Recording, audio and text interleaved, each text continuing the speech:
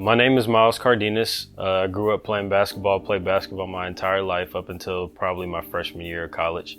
What I do now is I'm currently a senior land development manager for a company called McKinley Homes here in Atlanta, and also own a business called Edge Hill, and then I'm a curator of Uncommon Sense, which is a financial literacy platform used to teach people more about financial literacy in a way that can be more relatable.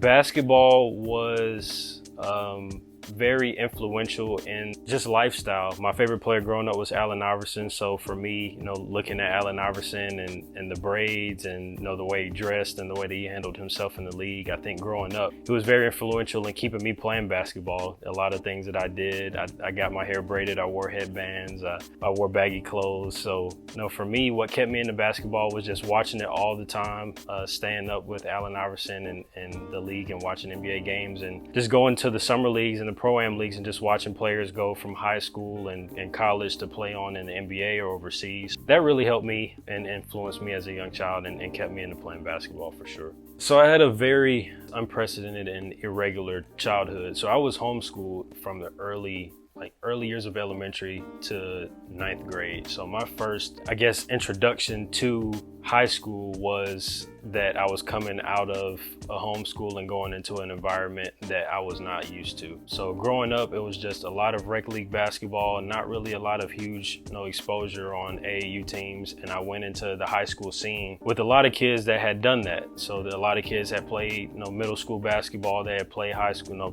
played in front of high school coaches. They came in with buzz. And for me, I just felt like I was fighting to prove who I was because I just wasn't in a position to be seen. But in high school, it was hard because for me, it was really about proving myself, trying to make sure that I was seen, that the coaches recognized me because they didn't know who I was coming in, and I had to try out in front of coaches because they didn't know who I was. Mentally, it was tough because I grew up with a lot of kids that had played at the middle school level, did really well, won middle school championships, were going into high school, were getting ready to play, varsity basketball. It was tough because, again, I just really felt like I had to prove myself. I had to really show who I was. And mentally, it took a toll on me because I'm not really the type of person that likes to be in the spotlight. And I feel like it put me in a position to feel like I had to be seen. So for me, it was just constantly putting a lot of pressure on myself to be good, to be better than the next person, because I didn't really feel like I had to be up until that point. But it was just it was a different scene, something I had not been used to.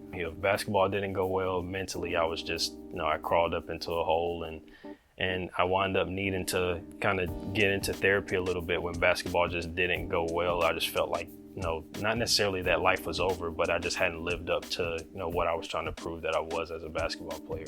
Finding plan B, I think therapy did make that a little bit more important for me because it helped me realize that basketball at that point had been all I had played, all I had ever did. I didn't really do anything outside of that. It was the main part of who I was as a person. So I think that part of my life when I started taking therapy, it made me think more about what my purpose was. If it was something that I wanted to do, thinking positively that I had a purpose and that I was here for a reason, that thinking positively would help me find my purpose. So I think at that moment, at that time, I really honed in on what I really wanted to do life after basketball. It was still unclear at the time, but for me, I knew at that point that if I didn't really tap into the fact that therapy was allowing me to think positively and find my purpose, I probably wouldn't be where I am today with understanding that at this point in my life, if I didn't have basketball, what kind of person would I be and what would I do? Growing up, I was really interested in building my own house. It was architecture, engineering. It really kind of became clear to me once I got into high school and graduated high school that I wanted to be involved with building and construction in some way. I knew for sure that I wanted to build my own house and be involved in that. And then growing up, I was very entrepreneurial. I sold candy. I made sure I had my own bank account. I saved money. Taking that aspect of my life and rolling it into a love for construction and architecture really is what pushed me into getting into real estate in college and doing real estate after college. Taking that entrepreneurial mindset, what I like to do, which was building in architecture and turning it into a profession that I enjoy doing today.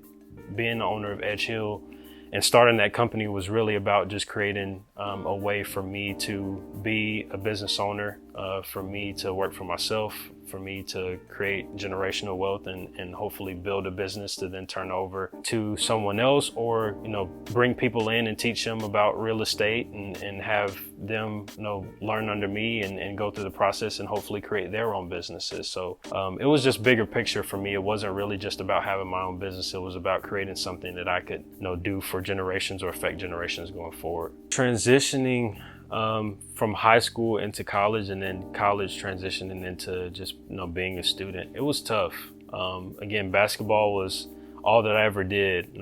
I skipped out on going to my senior prom. I skipped out on some really big things in life to try and make sure that I put myself in a position to go to school for free. That was a really big thing growing up. I had goals on my wall and things that I had written down. I had my list of schools, but my biggest thing was just making sure that basketball paid for college and hopefully took me on to the next level after college. I took a very non-traditional route. I didn't get my first offer for junior college or anything related to going to college and playing basketball until the wee hours of my senior year. I didn't get my first offer or two until like July going into my freshman year of college. So it was one of those things that for me, I just had to keep fighting to the end of the clock to even get an opportunity to go to college and play basketball. I had gotten into college at a really small school in Kansas called Heston College, and I had a partial scholarship, and it was enough to pay for some school. So it was definitely a blessing, and it was opportunity for me to leave Georgia. And I would say going to Kansas and playing basketball at a small junior college in the middle of nowhere taught me a lot. More so a lot as a person than about basketball, just being in a totally different environment, outside the city in a very rural area. I was there with not too many people that looked like me. So I knew that I was there for a reason. I knew that I was there to focus on what I was doing and get to the next place. It was tough that first couple of months. I cried a lot.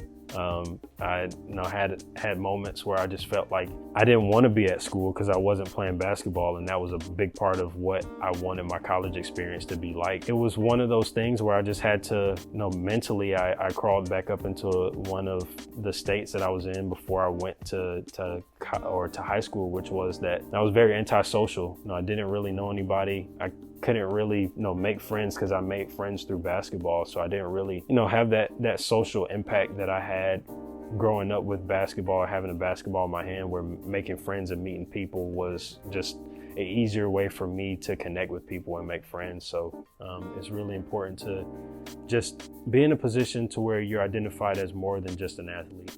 You do have a voice, you do have things that you like to do. You do have, your own opinions. You do have your own impact outside of sports. But I do think I found my purpose, and I think that purpose really is, for me, is just helping people.